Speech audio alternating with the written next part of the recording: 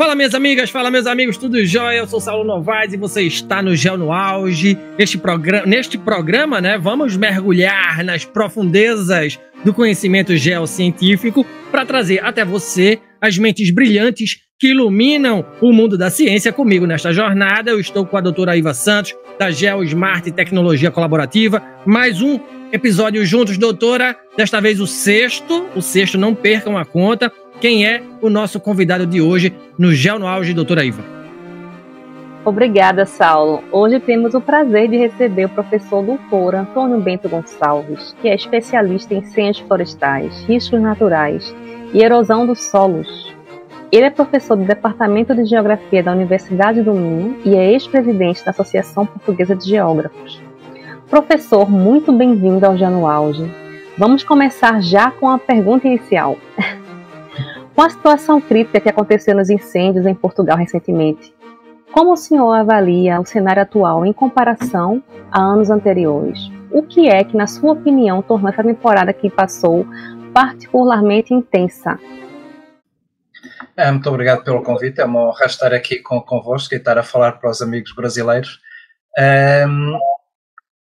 Não mudou muito. Aquilo que acontece é que Portugal continental, portanto, como todos sabem, Portugal tem a parte continental, tem o arquipélago da Madeira e o arquipélago dos Açores, e Portugal continental e o arquipélago dos Açores têm condições geográficas muito propensas para que possam ocorrer incêndios e grandes incêndios florestais. Tanto mais que um cientista especificamente de incêndios florestais norte-americano, chamado Stephen Pine, que é uma das pessoas que mais sabe do tema, diz mesmo que o norte de Portugal e a Galiza, portanto aquela parte que está a norte de Portugal na Espanha, tem aquilo que eles chamam de piroambiente. Isto porquê? Porque nós temos um clima que chove muito no inverno e, portanto, o combustível, a vegetação, cresce, e depois, como temos um clima mediterrâneo que faz coincidir o tempo quente com o tempo seco, temos características favoráveis para que depois, se houver uma ignição, e as ignições são 98, qualquer coisa por cento sempre de causa humana, possa então ocorrer um incêndio. Aquilo que foi diferente em 2024 de 2023, por exemplo, foi que tivemos então um período muito úmido durante boa parte do ano, ao ponto de, em agosto, boa parte dos nossos políticos e alguns operacionais vieram dizer que íamos ter um ano fabuloso, íamos ter um ano fantástico, estávamos com estatísticas incríveis. O problema é que a meteorologia nem sempre cede àquilo que os políticos e que os decisores querem. E tivemos basicamente uma semana de vento quente e, sobretudo, muito seco, uma taxa de umidade muito baixa que soprava de este, portanto, do lado de Espanha para Portugal, e nessas condições, com tanto combustível, portanto, com tanta vegetação acumulada e particularmente seca em setembro, e com essas condições, qualquer ignição fazia com que tivéssemos grandes incêndios florestais, e foi o que ocorreu em relação, por exemplo, a 2023, que não tivemos nenhuma semana com esse tipo de características. Já em 2017, se recordam, Portugal teve o pior ano de sempre, com 117 pessoas que faleceram diretamente queimadas em incêndios florestais. Foi uma situação meteorológica diferente, mas que trouxe condições também muito quentes e muito secas. Foi uma tempestade extratropical que chegou a Portugal, trouxe ventos, aí não eram deste, mas trouxe ventos muito quentes e muito secos, e também qualquer ignição se transformava num incêndio de grandes dimensões, praticamente impossível de ser combatido diretamente pelos bombeiros, e portanto só quando as condições meteorológicas o permitiram é que eles se foram extinguindo. Pois é, o professor, veja, obviamente a gente está fazendo recorte em Portugal, né, mas as queimadas também acontecem muito aqui no Brasil, tá? Mas obviamente a gente está tratando de Portugal, né, embora seja uma catástrofe global. Mas veja, a gente sabe que as respostas institucionais aos incêndios em Portugal incluem a mobilização de milhares de bombeiros e recursos internacionais. Na sua visão, como é que o ordenamento do território, a gestão florestal tem impactado o agravamento da situação em terras de Lusitânia?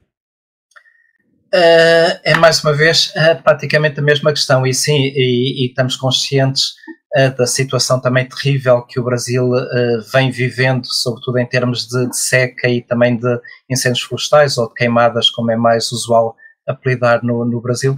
Mas o que se passa, e mais uma vez recorrendo então a Stephen Pine, ele diz que mesmo que tripliquemos o número de homens e os recursos que temos no combate, não temos hipótese. Porquê? Porque perdemos o controle sobre a paisagem. O que é que isto quer dizer? Nós temos de alguns dos melhores bombeiros e a estrutura está muito bem montada e as estatísticas não mentem. Apenas menos de 1% de todas as ignições, portanto todos os incêndios, não é possível controlá-los ao fim de 90 minutos, que é o chamado ataque inicial, depois passa a ser o ataque ampliado. E, portanto, veja-se que 99, qualquer coisa por cento dos incêndios consegue ser parado em menos de 90 minutos, o que é excelente, quer dizer que a estrutura está muito boa. O problema é que temos tantas ignições, mas tantas ignições num território tão desordenado, e sem gestão florestal, que depois, sempre que se perde o controle de um incêndio, e é relativamente fácil porque imaginemos que os bombeiros estão completamente esgotados e mesmo nesta fase que vivemos naquele período, tivemos os incêndios, em Portugal chama-se a fase delta, tínhamos cerca de 14 mil bombeiros mobilizados e em caso de necessidade podíamos mobilizar mais 20 mil. Tínhamos 72 meios aéreos, tínhamos 3.100 e qualquer coisa meios terrestres, portanto tínhamos uma estrutura muito musculada. O problema é que não temos a tal gestão florestal. E o que é que se passa para que os nossos amigos no Brasil consigam perceber a realidade, que é muito diferente da realidade do Brasil, ou, se me permitem este péssimo português, dos Brasis, porque não há um Brasil com a dimensão continental que o Brasil tem, cada realidade não se pode comparar a Rio Grande do Sul com a Amazónia e por aí fora, mas para tentarem perceber, nos anos 50 e nos anos 60, boa parte dos portugueses que viviam no interior do país, ou os jovens foram mobilizados para a chamada guerra colonial, para a África, para combater em Angola, em Moçambique e na Guiné, ou emigraram para países, sobretudo como a França, como a Alemanha, e, portanto, quem é que ficou no interior do país? Ficaram pessoas de uma certa idade, descapitalizadas, não eram pessoas ricas, nem pouco mais ou menos, e, portanto, viram-se abraços com um grave problema. Tinham os terrenos para serem trabalhados, não tinham força física, não tinham dinheiro e mesmo que tivessem, não haviam jovens para os trabalhar. E qual era a única forma de rentabilizar terrenos quando não os podemos trabalhar nós ou quando não temos dinheiro para os mandar trabalhar? É através de espécies de crescimento rápido, tanto mais que nessa altura foi quando a indústria da celulose em Portugal expandiu fortemente e, portanto, foi muito fácil seduzir os proprietários florestais para essas plantações de crescimento rápido que tinham uma grande vantagem. Se por acaso ao fim dos 10, 11, 12 anos elas tivessem um incêndio e se perdesse, também o investimento era baixo. Se por acaso não se perdessem, tudo era lucro, porque depois do corte são espécies que rebentam pela toiça e volta a crescer. É evidente que se fossem devidamente geridas, o risco de incêndio era muitíssimo mais baixo, a produtividade e o rendimento era muito mais alto, mas sem investimento vamos tendo algum rendimento. E, portanto, vamos tendo este território, sobretudo no interior, e quem conhece Portugal sabe que a esmagadora maioria da população mora numa faixa muito estreita no litoral, que vem desde Viana do Castelo até Setúbal e depois no Algarve. E o interior tem pessoas idosas, uma densidade demográfica muito baixa, um relevo muito acidentado, sobretudo a norte do Rio Tejo, o rio que deságua em Lisboa, a norte, temos muitas montanhas e, portanto, é muito difícil gerir. Para complicar tudo isto, a propriedade pelo regime jurídico em Portugal, se um pai tem 5 filhos, a sua propriedade é dividida por 5, cada um desses 5 filhos teve 3 ou 4, é subdividida, e neste momento as últimas estatísticas apontam, e eu vou dizer bem devagarinho o número, apontam para que tenhamos 11 milhões e 500 mil propriedades rústicas. Nós somos 10 milhões de habitantes. E, portanto, veja-se a pequena dimensão de cada uma destas propriedades rústicas. Muitas vezes não dá rendimento para que o proprietário compre um trator ou uma simples roçadora para tratar. Para além, e o grande problema é que boa parte desses proprietários estão em França, estão no Brasil, estão no Luxemburgo, na Suíça, na Alemanha, na Inglaterra, e não gerem a sua propriedade, e as autoridades não sabem a quem é que pertence, porque não temos um cadastro minimamente atualizado. E, portanto, quando se tenta planear e ordenar o território, esbarra-se com isso. As propriedades são muito pequenas e não sabemos a quem é que pertence. Quando os poucos que sabem a quem é que pertence e querem gerir, não dá rendimento suficiente para fazer um investimento sério. E, portanto, com o tal colapso demográfico dos anos 50, 60 do século XX, que levou a um colapso do sistema agro-silvopastoril, em que se tinha o gado, era preciso recolher todo o mato, não ficava combustível, as matas, os nossos povoamentos, os nossos povoamentos florestais estavam limpos, recolhia-se para as camas dos gados, o gado, as cabras, as ovelhas, as vacas percorriam, portanto havia sempre gente a percorrer, tudo isso colapsou, portanto deu-se o colapso do sistema agro-silvopastoril, um colapso socioeconómico, e de repente temos um país com uma taxa de florestação inacreditável. Nos anos 60 chegámos a ter a maior mancha contínua de pinheiro bravo de toda a Europa, e somos um mini país em dimensão, e agora temos uma das maiores manchas contínuas de eucaliptos glóbulos, que é diferente daquele que é mais usado também no Brasil, também num país pequeno. E portanto temos estas manchas contínuas não geridas, com muito combustível, com um clima no verão quente e seco, e às vezes com situações meteorológicas que são verdadeiramente catastróficas, e portanto não há combate que seja suficientemente musculado para permitir combater os 100%, mas isso nem em Portugal, nem infelizmente no Chile, nem no Canadá, nem na Flórida, nem na Austrália, e temos essa situação que é recorrente. Professor, o senhor meio que já respondeu a minha próxima questão, e eu vou aqui provocá-lo um bocadinho. Eu sei, nós sabemos também, como o senhor bem disse, que há realmente essa expansão das eucaliptais, não é? Mas o senhor acha que poderia haver uma compensação ambiental nesse sentido, né? O papel do Estado, o papel das empresas, né? Considera que eles poderiam ter uma abordagem mais sustentável na gestão dos seus territórios? Aí também temos outro problema grave, é que só 2% da propriedade florestal no país é que é do Estado, tudo o resto é de privados. E são os tais privados ou absentistas ou que nem sequer conhecem a sua propriedade. Portanto, aí também temos esse problema, mesmo que queiramos fazer compensações ou premiar boas práticas, é difícil.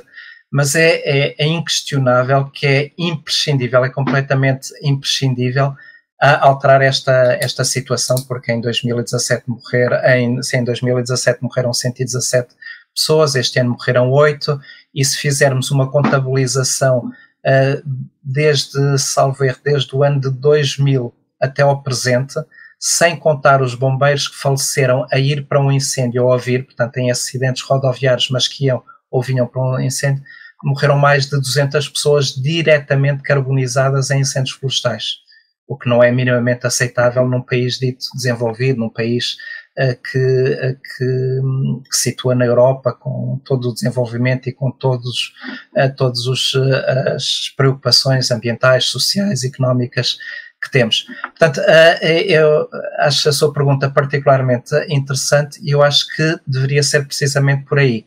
Começar a premiar as boas práticas era imprescindível, premiar todos os serviços ecossistémicos, todos os produtores que tivessem boas práticas, mas para isso o Estado deveria ser a dar ele o exemplo. A pouca área que eles têm, que é cerca de 2, 3% da área, deviam ser exemplos que toda a gente pudesse ir ver e replicar e dizer, sim senhora, estão aqui outros modelos de desenvolvimento económico, não apenas o eucalipto ou o pinheiro bravo. Temos esta solução aqui que eu posso aplicar no meu terreno porque tem as mesmas características, e devia-se premiar quem faz exatamente tudo isso. Mas para isso também a maioria dos proprietários, tal como eu disse, são pessoas idosas, sem dinheiro, e as instituições que deveriam dar apoio, nomeadamente o Instituto de Conservação da Natureza e das Florestas, também tem grandes problemas em termos de recursos económicos, em termos de recursos humanos, e portanto devia-se e terá que se reforçar essas instituições para que possam ir para o terreno, falar com as pessoas, apresentar outros modelos de desenvolvimento económico, mostrar que há mais vida para além dos eucaliptos e dos pinheiros, e depois também fazer uma coisa que seria muito importante, um grande problema, mais do que a espécie em si, nada contra o eucalipto, nada contra o pinheiro bravo, mas é a forma como eles são colocados no terreno, em grandes monoculturas, sem fragmentação da paisagem. Portanto, quando começa um incêndio, é quase impossível pará-lo. Se houvesse fragmentação, se houvesse áreas que não tivessem vegetação, agora também temos que ter mecanismos financeiros para, no meu terreno, eu não posso plantar eucaliptos nem pinheiros e tenho que o deixar limpo de vegetação e não posso ter lá vegetação e não posso ter rendimento. Não é justo quando o meu vizinho vai receber milhares de euros porque tem eucaliptos ao lado. E, portanto, tem que haver mecanismos jurídicos e financeiros que possam compensar as pessoas que vão também prestar esse serviço tremendo, que é deixar o seu terreno limpo, para que, se o fogo chegar ali, é uma boa área para que os bombeiros possam atuar, é um bom sítio para que a intensidade do fogo baixe. Portanto, tudo isto deveria ser equacionado, mas obviamente é preciso vontade política, muita vontade política, porque depois dinheiro eu acho que até se consegue ao Fundo Florestal Permanente. Houve o PRR em Portugal agora por causa das ajudas da Covid da União Europeia.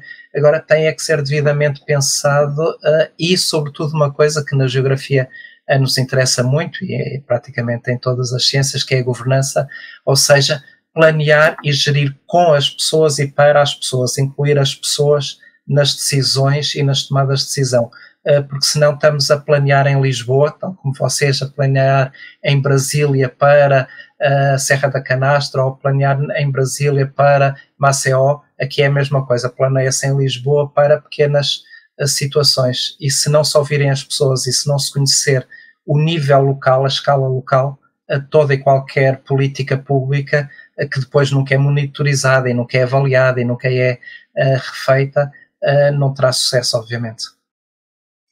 Muito massa, professor. Veja, o senhor falou em gestão pública. A próxima pergunta que a doutora Iva traz aqui para a gente no nosso roteiro, né? Ela que é especialista aqui na parada, junto com o senhor. A gente tem visto aí um desmantelamento da Guarda Florestal, né? Foi algo que muitos especialistas criticam. Aqui no Brasil a gente tem igual ação, né? Desmantelaram o IBAMA, o governo Bolsonaro desmantelou o IBAMA, que é o órgão público responsável por salvaguardar o meio ambiente aqui no Brasil. O senhor acredita que uma restauração da Guarda poderia trazer melhorias significativas na prevenção e combate aos incêndios? E, indo além, até que ponto essa defesa do meio ambiente não é puro suco de marketing, hein, professor? Essa é uma pergunta excelente, a questão do marketing e todas essas questões. Hoje em dia, de se vender o ambiente, se vender o verde, é inquestionável. Hoje em dia vende-se o verde como aqui há uns anos se vendia os cigarros Marlboro, se vendia. Claro. Hoje é muito cool, é muito bom gostar do ambiente, ser ecologista, e todos nós, desculpa a expressão, comemos aquilo que nos põe no prato. Hoje em dia todos nós achamos que os carros elétricos são fantásticos, quando não percebemos que para a construção de uma bateria ou depois de acabar a bateria, os problemas ambientais são tão ou mais graves do que os carros a combustão. Pronto, isto levar-nos-ia para uma discussão muito grande, mas sim, a questão do marketing é importante. Mas voltando então, especificamente, e para não fugir à sua questão, os guardas florestais.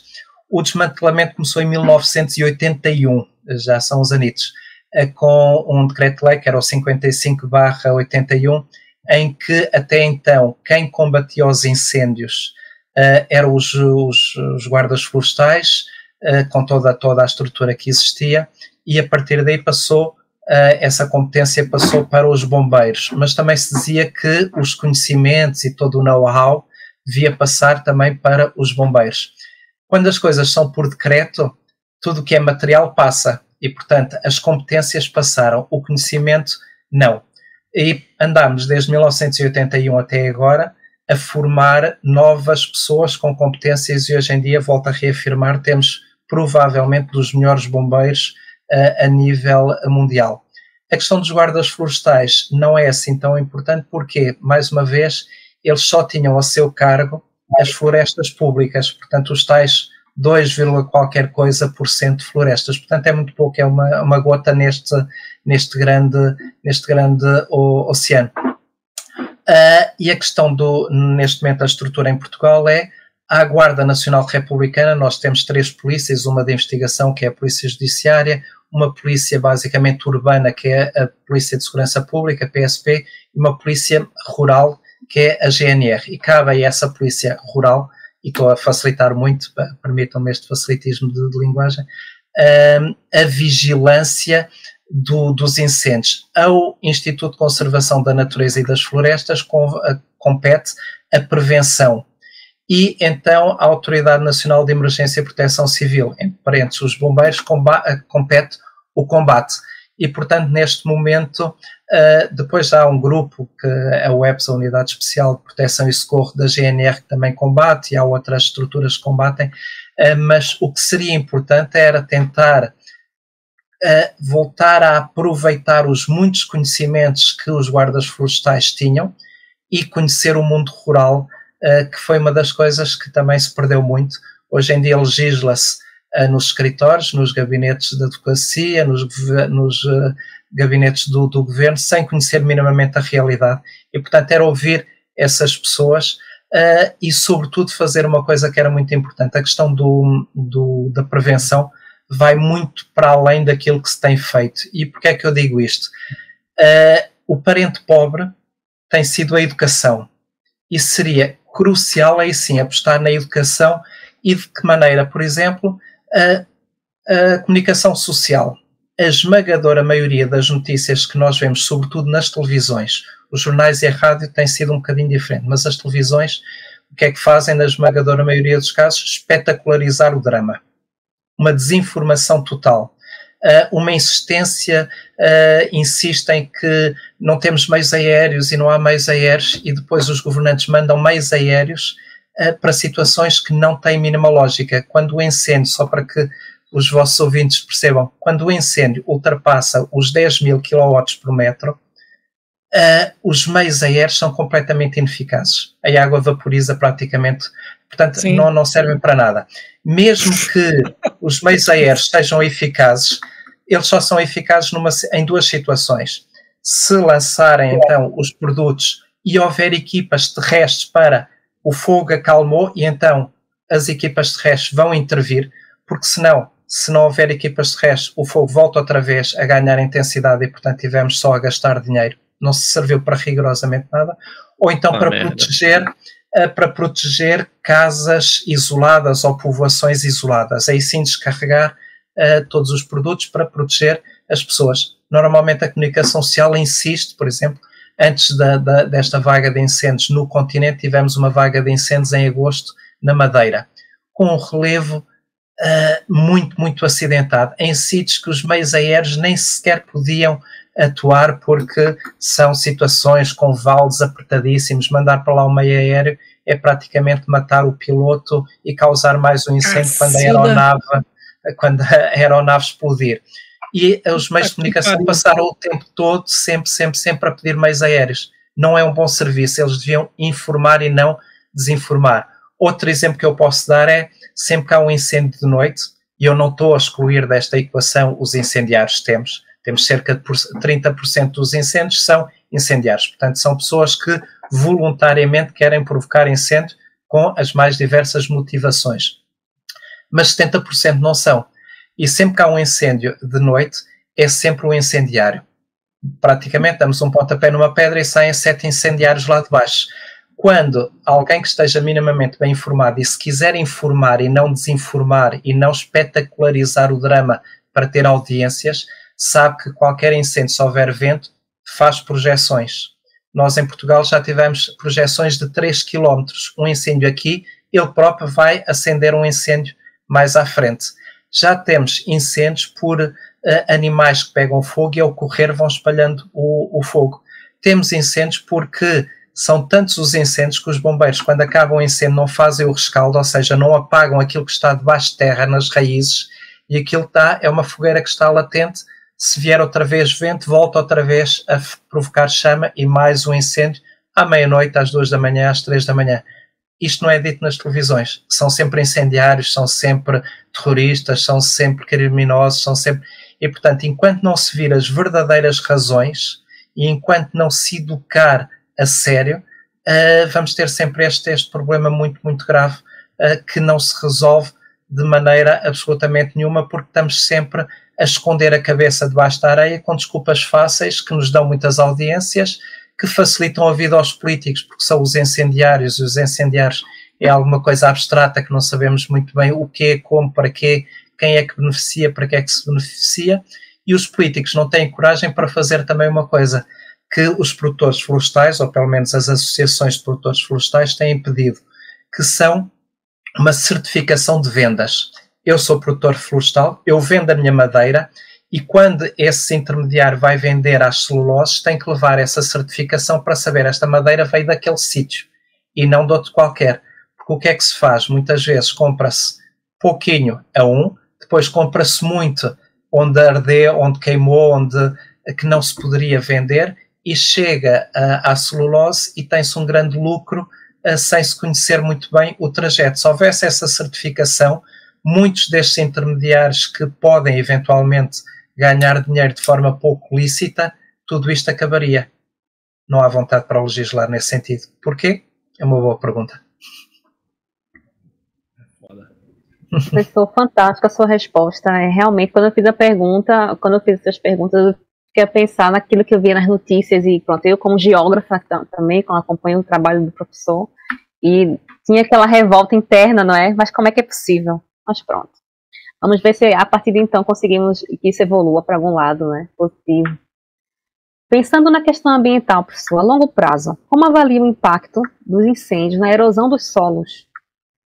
E há algum risco, nesse caso em concreto, de desertificação em Portugal? Como podemos garantir uma recuperação sustentável das áreas afetadas pelos incêndios? Essa é uma excelente pergunta e se estiver em Braga neste momento, como eu estou, está a chover imenso. Ou seja, os terrenos que ficaram desprotegidos depois dos incêndios, neste momento estão a receber esta precipitação muito intensa, muito concentrada. Ora, o que é que a vegetação nos faz nos nossos terrenos? Uma coisa muito simples. Boa parte desta precipitação, quando há floresta, a água fica nas folhas, fica nos ramos, corre lentamente pelo tronco e a terra o sol tem tempo para poder absorver esta água. O que é que isto tem de bom? 2 ou 3 coisas. Uma é que vai recarregar os aquíferos. Outra é que não vai arrastar o solo que ficou desprotegido, que está protegido. Ora, ao desprotegermos, esta chuva e com esta intensidade terrível que estamos a ter neste momento aqui no norte e centro de Portugal, o impacto das gotas faz um efeito que internacionalmente se chama splash, em português chama salpico, que vai desagregar o solo e vai prepará-lo para ser arrastado facilmente. Ora, nos sítios que temos grandes inclinações das encostas, isto vai trazer a água muito rápida de cima para baixo, vai arrastando o solo. Ora, não se infiltra, não renovamos os aquíferos, passamos a ter problemas de seca e mesmo para reflorestar aquela área, aqueles solos não vão ter a mesma quantidade de água para que as plantas possam aproveitar. Estamos a perder solo onde eles faz falta, nas serras, para a tal reflorestação, para todos os seus serviços que poderiam ser serviços ecossistémicos se fossem bem aproveitados, e estamos a levá-lo para onde?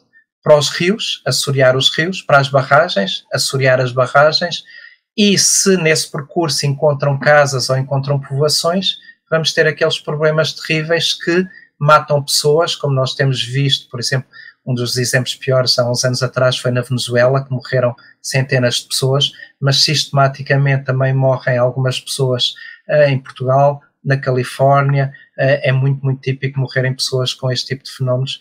E, portanto, é crucial preservar este solo onde ele faz falta permitindo então também a renovação dos aquíferos, não permitindo levar cinzas e outros produtos para os rios e para as ribeiras, porque vão ser prejudiciais depois para a fauna e para a flora, portanto para aqueles ecossistemas que não deviam receber aquele tipo de materiais. E como é que isto pode ser feito? Através de vários processos. Por exemplo, na Galiza, portanto o território espanhol que fica a norte de Portugal, a Galiza tem uma série de rias, as rias baixas, onde se produz imenso marisco.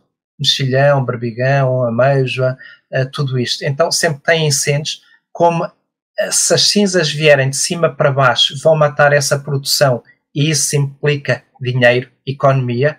O governo regional da Galiza, mal há um incêndio, espalha palha por todas as serras e a palha já impede esse efeito de salpico, esse efeito de escorrência e permite reter. Qual é o grande desencadeador disso tudo? É a proteção económica. Nós aqui não temos, mas temos um instrumento, todos os municípios têm que ter um instrumento chamado Plano Municipal de Emergência. O que fazer em caso de ocorrer uma inundação, de ocorrer um incêndio florestal. Estão muito bem feitos para o durante. Ocorre o incêndio, chama-se estes bombeiros, vem aquela Cruz Vermelha, vem isto, faz aquilo. Assim que acaba a catástrofe ou o acidente grave, não se fala. Ora, estes planos poderiam e deveriam incluir um capítulo, um setor, uma parte para o que fazer a seguir aos incêndios. E hoje em dia, com os sistemas de informação geográfica, nós facilmente temos a cartografia do nosso município a dizer, bem, esta parte tem floresta, se arder aqui é plano, a inclinação aqui da encosta é muito baixa, portanto não vai haver grandes problemas, não há declive que leve os materiais. Mas aqui tenho floresta, a inclinação das encostas é muito, muito acentuada e aqui em baixo eu tenho uma povoação, portanto se arder aqui, se houver aqui um incêndio e se chover depois intensamente aqui, no outono, eu vou matar pessoas aqui, vou poluir este rio aqui, vou reduzir a economia desta barragem, porque em vez de ficar com esta quantidade de água, fica com menos quantidade, porque por baixo fica com sedimentos. É importante saber imediatamente, se houver um incêndio em cada sítio, o que é que se deve fazer, mas deve-se fazer muito rapidamente. Porquê? Porque nós temos este clima em Portugal temos muito calor em julho, agosto, setembro e começam as chuvas em outubro, novembro, dezembro. E, portanto, nestes 3, 4 primeiros meses, boa parte deste material vai embora. E, portanto, estas medidas têm que ser de emergência. Só que, geralmente, a emergência é muito burocrática. E, então, quando são aplicadas, é ao fim de 8 meses. Já estamos outra vez no verão. Os materiais já foram embora. Já mataram pessoas. Já poluíram rios. Já deram cabo de ecossistemas. E, portanto, este planeamento de emergência tem que estar plasmado nos documentos que existem ou criar-se um documento novo para isso, para que cada município já tenha as suas reservas de palha, de pequenos troncos para fazer barragens, de medidas que possa implementar, mas muito rapidamente, não é passado 8 meses que aí já não pouco ou nada adianta. A gestão pública é uma bênção, né, professor? A gestão pública é uma bênção. Veja, a minha próxima pergunta é uma pergunta retórica, mas falarei usando a mesóclise do bom português, tá?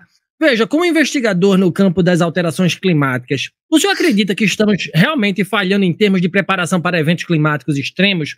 Como o senhor vê a relação entre as mudanças climáticas e a gestão territorial no contexto dos incêndios em Portugal, professor? Vejo, com toda a honestidade, com muita preocupação. Por 2 motivos.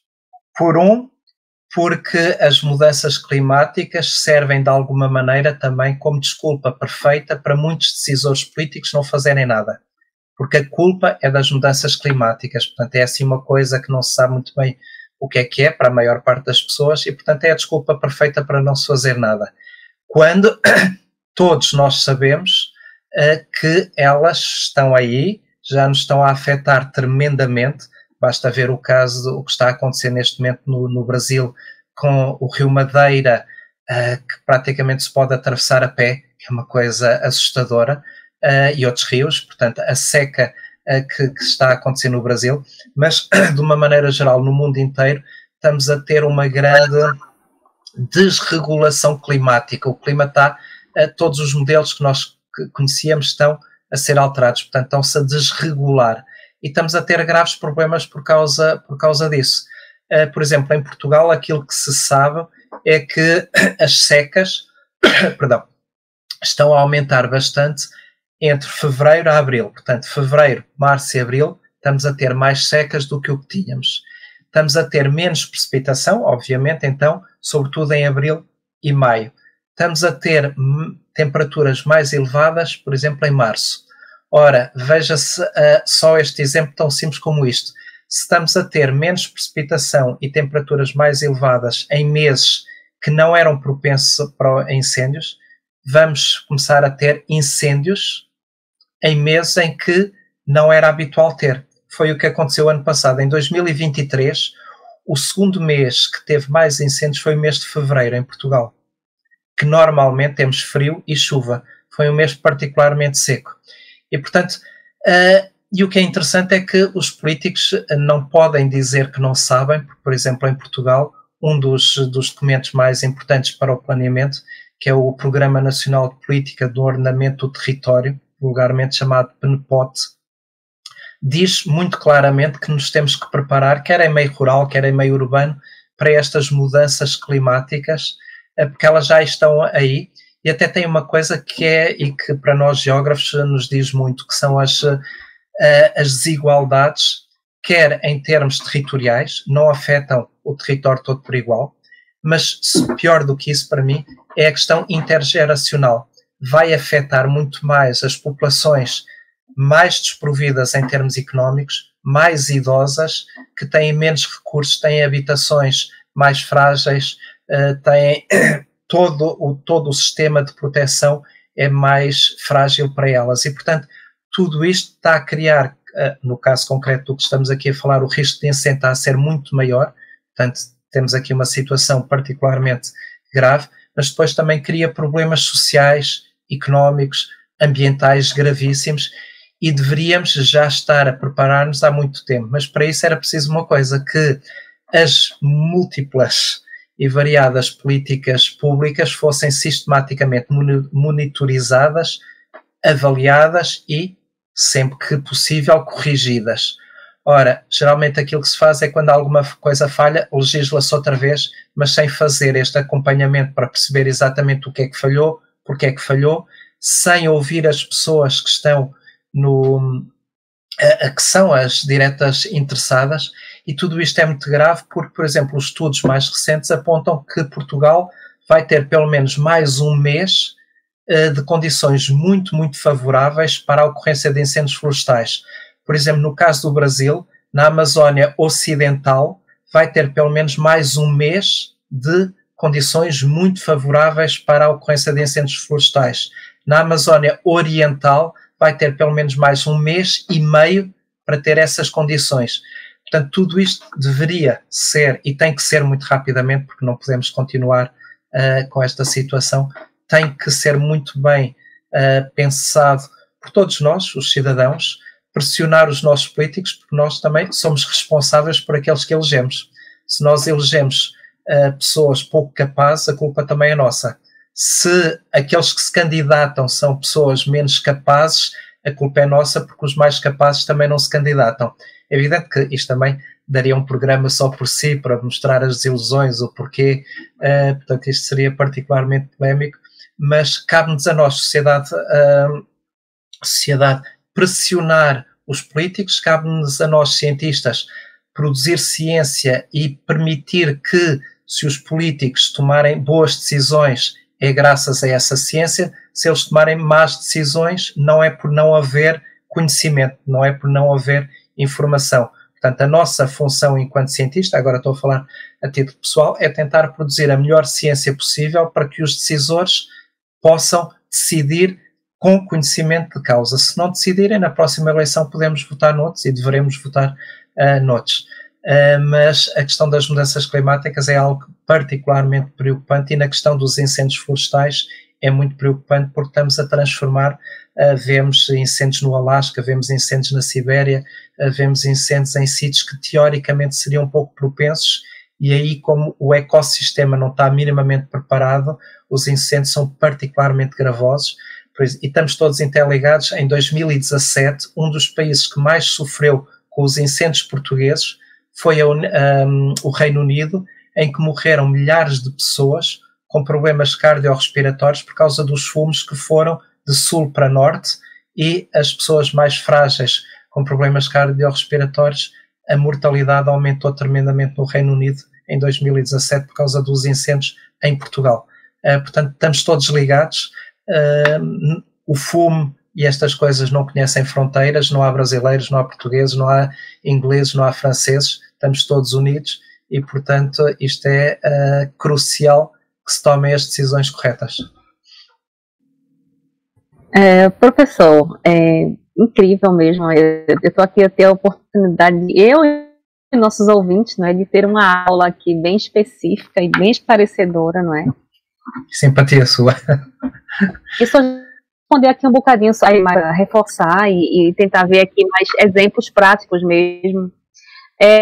Opinião, professor, como é que as populações locais podem contribuir, né? Eu acho que eu ia um pouco mais além. Populações locais, sociedade civil como um todo, podem contribuir para a prevenção dos incêndios. Há exemplos de boas práticas que poderiam ser replicados em outras partes de Portugal? Sim, é fundamental. O patamar, a escala local é crucial nestas questões, de uma maneira geral, em tudo o que tenha a ver com riscos naturais, com catástrofes, porque nas principais catástrofes, a maior parte dos relatórios mostra que, por exemplo, no caso dos sismos, nas primeiras 72 horas nós dependemos muito mais do nosso vizinho do que do socorro formal do Estado, porque pode não conseguir chegar lá, e portanto as comunidades locais são fundamentais. Agora, aí temos que ter dois patamares. Um é da cultura da autoproteção. O mundo rural, de uma maneira geral na Europa, e em Portugal em particular, sofreu uma grande desestruturação. Aquilo que existia até aos anos 60, quanto muito 70, modificou-se completamente. Por exemplo, cada aldeia em Portugal tinha normalmente um cinturão à volta onde se pastoreava o gado. As ovelhas, as cabras, as vacas, portanto eram terrenos verdejantes. Depois tinha um segundo cinturão, normalmente de árvores de fruto, que também estavam muito bem cuidados. E depois é que tínhamos a floresta.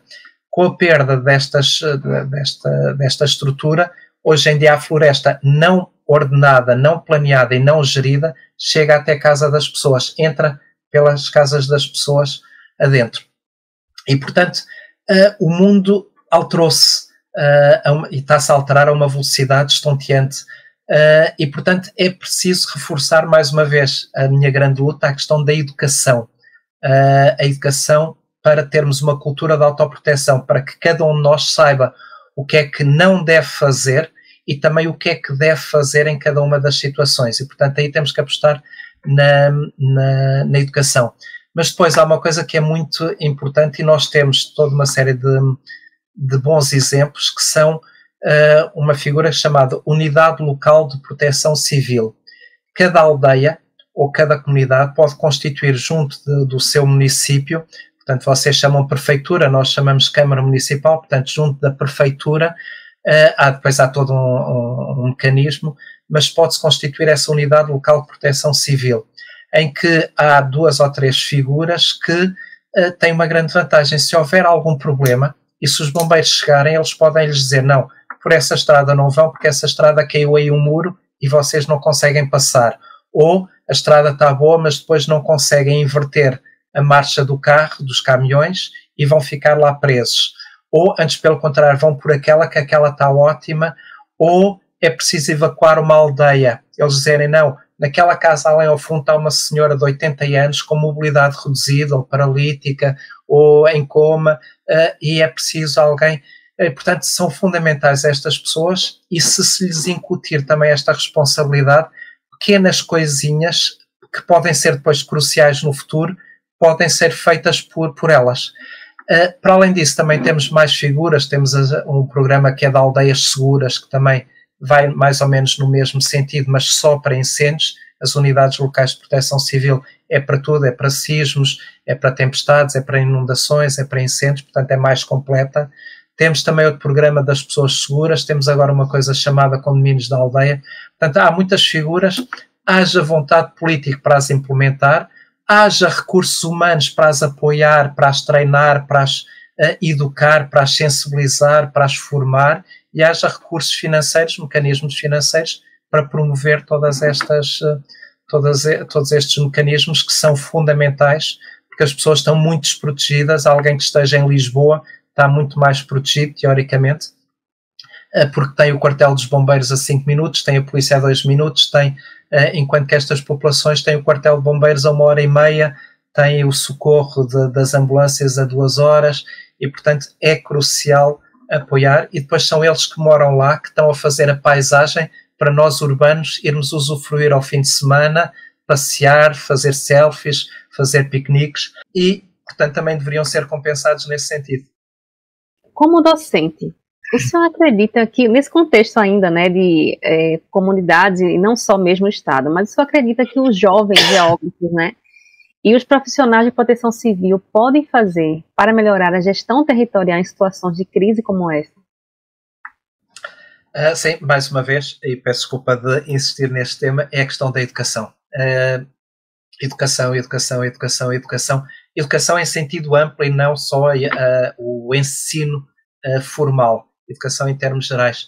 Eu defendo já há vários anos que deveria haver um programa nacional de educação para o risco, mas não como houve algumas tentativas feitas sempre por políticos ou por engenheiros florestais, nada contra as duas classes, mas se nós temos grandes especialistas em educação, por exemplo, a doutora Iva sabe que a Universidade do Minho tem uma faculdade que nós aqui chamamos Instituto de Educação. Portanto, temos grandes especialistas a nível nacional e a nível mundial em educação.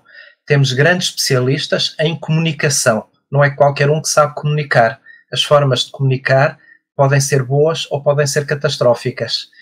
Temos grandes especialistas em psicologia, em sociologia, em geografia, e portanto tem que se pegar nestes especialistas para serem eles em conjunto, em equipas interdisciplinares, mais do que multidisciplinares, interdisciplinares, isso é que é crucial, para fazerem estes programas, para os implementarem, mais uma vez, para os monitorizarem, para os corrigirem, para introduzir então as tais melhorias, e aí sim, para preparar então as diferentes populações, a população escolar, os jornalistas, os cientistas, os políticos, os produtores florestais, os gestores florestais, preparar todas estas pessoas para que sejam todos eles muito mais competentes naquilo que fazem. Outra coisa que seria crucial é para a qualificação profissional de todos os gestores florestais, de todos os produtores florestais, preparar todo um conjunto de microcredenciações, portanto coisas não muito pesadas, mas que se façam em 30 horas, em 20 horas, mas que tragam, todos nós hoje em dia somos bombardeados por novas tecnologias, os drones, a detecção remota, toda uma série de mecanismos, coisas simples que às vezes temos aplicações nos nossos celulares, pequenas coisas que às vezes podem facilitar imenso a gestão de um pastor, de um produtor florestal, e que pode rentabilizar, e se tudo isto for feito, obviamente bem planeado, e não é fazer a mesma coisa no Minho ou no Algarve.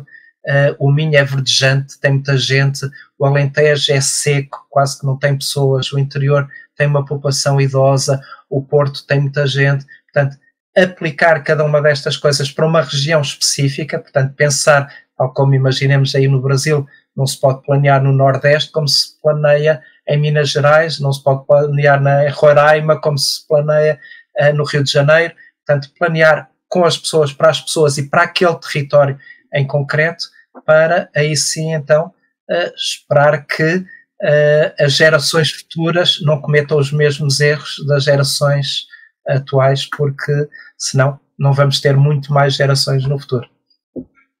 Muito massa. Veja, professor, a gente já está chegando na derradeira pergunta.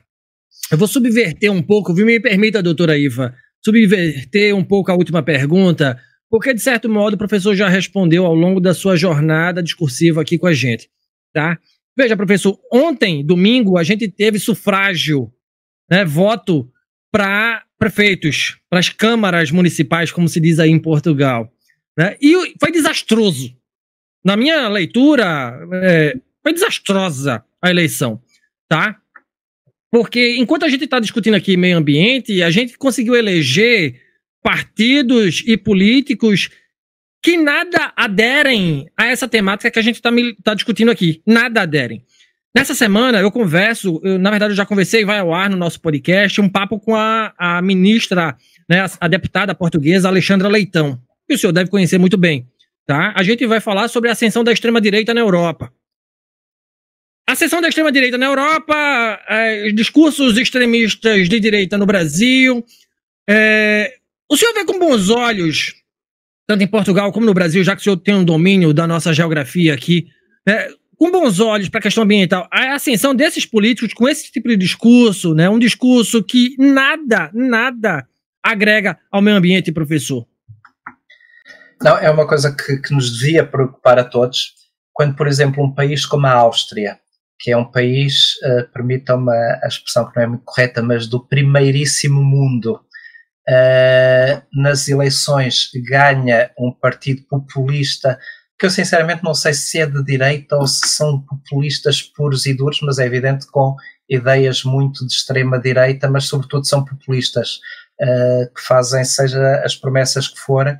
Ou quando vemos um país como a Suíça, que é dado como o exemplo máximo do civismo, da civilização ao seu mais alto nível, no último referendo a votar contra medidas ambientais porque elas iam ser particularmente caras em termos financeiros, ou como países como os Países Baixos, a antiga Holanda, também com eleições em que a extrema-direita aumenta, a Alemanha, Portugal, que passámos do 0 para 18% nas últimas eleições.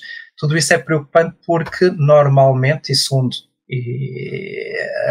pode haver outras opiniões e respeito toda e qualquer outra opinião, mas geralmente não são partidos que tenham uma grande preocupação ambiental, porque também não tenham políticas muito coerentes, não são partidos que o grande objetivo é o lucro pelo lucro, o grande objetivo, nem sei muito bem qual é o grande objetivo, mas é o populismo puro e duro, e portanto temos que ter algum cuidado, e daí ser muito importante aquilo que eu dizia mais uma vez, a educação, porque se tivermos populações bem educadas que facilmente não vão atrás, no caso dos incêndios, vamos matar todos os incendiários e assim resolve-se o problema dos incêndios. Temos quem proclame isto, vamos atar os incendiários a um pinheiro e eles queimam-se e assim acabam os incêndios, esquecendo aquilo o verdadeiro problema, que é o desordenamento do território, não a gestão, os territórios de baixa densidade no interior, as mudanças climáticas que não estão a ser devidamente calculadas, e portanto tudo isto é particularmente complicado. E posso dar um exemplo muito, muito simples. Em Portugal há um programa nacional de fogo controlado, ou seja, tentar reduzir o combustível através do fogo na altura certa, porque isso também permite uma rápida mineralização dos nutrientes, a incorporação, e portanto pode ser benéfico se bem feito, para os solos e para o ambiente. O problema é que, mais uma vez, não é feito com as tais pessoas e deveríamos ter o cuidado de ouvir os pastores e saber onde é que vocês precisam que haja esta renovação de pasto, porque se não for bem feito através deste programa, eles vão fazer pela calada da noite, porque é ilegal, e dá os incêndios. Ou falar com os bombeiros e saber se houver um incêndio aqui, onde é que era muito bom para vocês que houvesse uma clareira para vocês colocarem os meios e poderem combater então o incêndio, para haver janelas de oportunidade para os incêndios.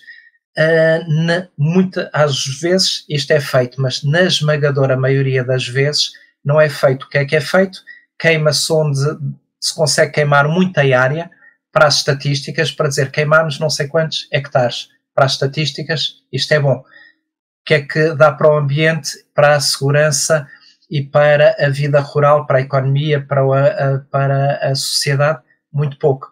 Portanto, tudo isto tem que ser muito bem acautelado e, mais uma vez, a grande responsabilidade, na minha opinião, não é das pessoas de extrema-direita, é das pessoas que efetivamente são democratas, que estão a falhar à grande e à francesa, desculpem-me a expressão, e, portanto, as pessoas vão se sentindo desiludidas e, obviamente, depois, se a ciência não for valorizada, se a cultura não for valorizada, se não houver uma boa informação, se não houver uma boa educação, obviamente a culpa não é de quem lhes promete tudo e o seu contrário, porque depois as pessoas em desespero acreditam em tudo e, portanto, é particularmente preocupante e nós acompanhamos a situação no Brasil com algum espanto e de repente acompanhamos a situação em Portugal com tanto ou mais espanto porque não estávamos a ver aquilo a aparecer e de repente as pessoas revêem-se em propostas perfeitamente não realizáveis, coisas anticonstitucionais, com discursos lamentáveis na forma e no conteúdo,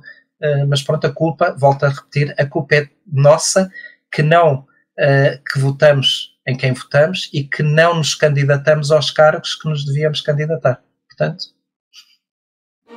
É isso, eu acho já passou da hora de cientistas, inclusive, estarem disputando cargos eletivos, né? Eu acho que isso é uma grande saída que a gente tem aí no médio e longo prazo para a gente ir para o embate, que os bravos estejam apostos e chegamos, infelizmente, ao fim de mais um episódio do Geo no Auge, uma parceria com a Geo Smart Tecnologia Colaborativa, da minha amiga, grande, flamejante, doutora Iva Oliveira. Professor Antônio Bento Gonçalves, um prazer lhe conhecer, obrigado por estar aqui, né, participando do Geo no Auge. Quem quiser trocar ideias com o senhor, como lhe encontrar? Obrigado, viu, professor? Não, eu é que agradeço esta oportunidade de poder falar para um público tão vasto como o público brasileiro. Agradecer muito à doutora Iva, agradecer muito ao doutor Saulo por este convite. É muito fácil, se digitarem o meu nome e se acrescentarem Universidade do Minho, aparecem todos os meus contactos, portanto, o meu nome e Universidade do Minho aparecem todos os contactos, será muito fácil o contacto. E mais uma vez agradeço e parabéns por este programa e as maiores felicidades para o seu futuro. Esperemos que daqui a 10 anos continuem cá, cada vez mais, com mais energia e com mais pessoas a ouvir-vos. Se depender da doutora Iva, a gente vai passar dos 10 anos, hein, professor? Vamos passar dos 10 anos. Doutora Iva, mais uma vez, juntos, obrigado por essa parceria tão singela, tão genuína. E aí o nosso momento merchan, né? O que é a Geo Smart Consultoria, quais os serviços disponíveis e, mais uma vez, obrigado por ter trazido essa sumidade que é o professor Antônio Bento. Eu é que agradeço, assim, é uma grande janela, acho que é uma porta inteira, não é? Esse nosso quadro aqui. Professor Bento, obrigadíssima por ter aceito. Eu sei que, como eu já disse, o professor é muito ocupado, muito requisitado. A comunicação social procura-o massivamente para dar declarações científicas, né, e plausíveis sobre o tema. Não basta ser cientista, tem que ser plausível, é o caso do professor, sem aqui dar graxa nenhuma, mas é verdade. E a Geo Smart? A Geo Smart surgiu no meio do caos, né? Em 2020, eu ainda era imigrante, ainda não era cidadã portuguesa, hoje já sou cidadã portuguesa. No meio caos, fiquei desempregada em março de 2020, meu Deus, eu fiz, espera aí. Então eu criei aqui a Geo Smart porque eu senti na pele o que é perder emprego sendo mulher e imigrante em Portugal. Como nós perdemos os empregos em pleno 2020, e eu criei um quadro chamado Elas, que dava protagonismo às mulheres cientistas iniciais, né, iniciantes de carreira e empreendedoras. Isso me deu muita visibilidade e me trouxe aqui alguns serviços que eu prestei e consegui aqui levantar no meio do caos. Neste momento, o Geo Smart está em expansão, é uma consultoria, faz consultorias na área de geografia e SIG, não é? E temos também desenvolvimento web, nós fazemos websites para pequenos negócios com preço justo e acessível.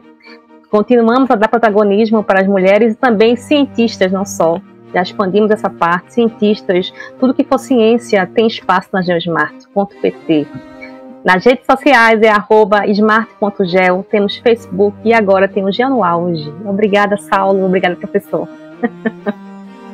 Muito massa. Além de ser uma cientista de grande monta, é uma mulher tecnológica, high-tech. Isso é maravilhoso. Obrigado, doutora Iva. E se você gostou desse conteúdo, não esqueça de avaliar o nosso programa nos agregadores de áudio. Nos siga nas mídias sociais, no Instagram, @Papo no Auge, no LinkedIn, Saulo Novaes. Compartilhe nosso programa em sua rede de amigos. Assim você ajuda a ampliar a inteligência coletiva. Estamos integralmente nos tocadores de podcast no YouTube. Quer ser um parceiro do Papo no Auge? Se associe ao nosso programa por meio da plataforma Catarse de financiamento coletivo ou via PicPay com planos mensais de 5, 10, 30, 50 e 100 reais. Você se torna um membro do nosso podcast e nos ajuda, sem sombra de dúvida, a conversar com mais professores mundo afora, como o professor Antônio Bento Gonçalves. Um grande abraço para você e bora pro auge. Valeu!